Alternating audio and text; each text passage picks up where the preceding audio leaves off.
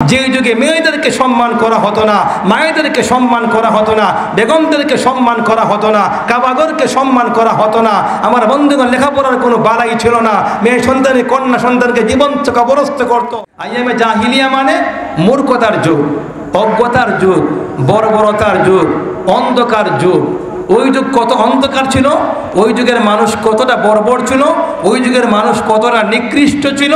যে আমরা যদি সিম্পল যদি একটা উদাহরণ দেই, যে মানুষ কী করতো, যে তার কন্যা সন্তান জন্মগ্রহণ করলে, তার মেয়ে সন্তান জন্মগ্রহণ করলে এই মেয়েকে লজ্জার কারণ মনে করতো। এই জন্যে মেয়েটা যত সুন্দরী হোক, যত সুরসী হোক, যতটাই মানে সুইটেবল দেখতে হোক, এইটা কোনো পাত্তাই দিত না, ওই মেয়েটাকে জীবন্ত কবরস্থ করতো। জুড়ে বলেন নাউজুবিল্লাহ।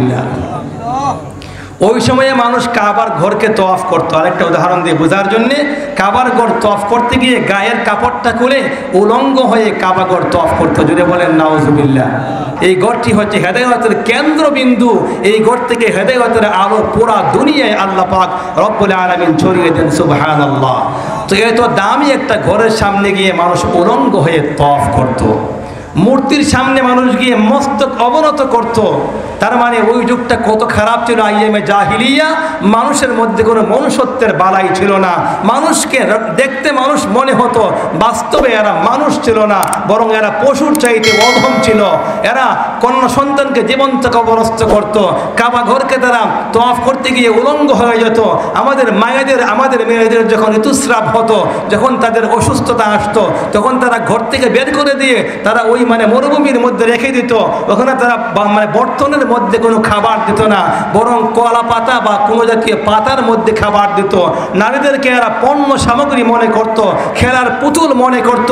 যখন তাদের প্রয়োজন হতো, নারীদের সঙ্গে তারা তাদের মানে আপনার কী বলে দেখা সাক্ষাৎ করতো।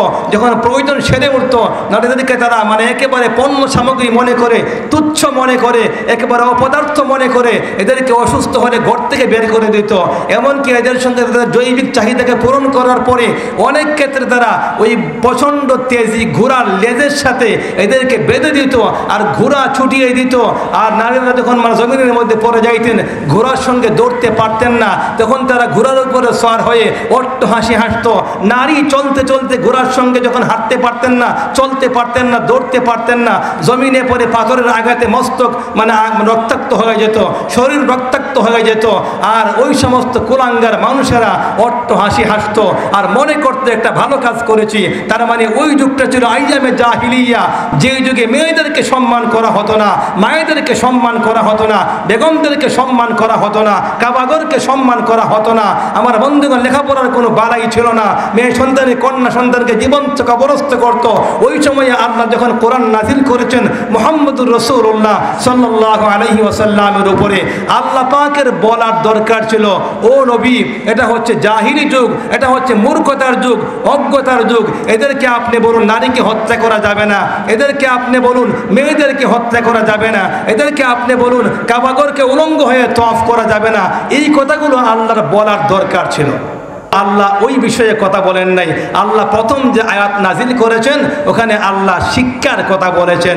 তার মানে আল্লাহ বোঝাইতে চায়, মানুষ যখন শিক্ষিত হবে, মানুষ যখন সুশিক্ষায় শিক্ষিত হবে, তখন মানুষ আর নারীকে হত্যা করবে না, তখন মানুষ আর নারীকে অবমূল্যায়ন করবে না, তখন মানুষ আর তার কন্যা সন্তানকে জীবন্ত কবরস্থ করবে না, তখন মানুষ আর উলঙ্গ হয়ে বেহায়াপনা বেলেল্লাপনা করবে না, কাবাগরকে উলঙ্গ হয়ে তওয়াফ করবে না।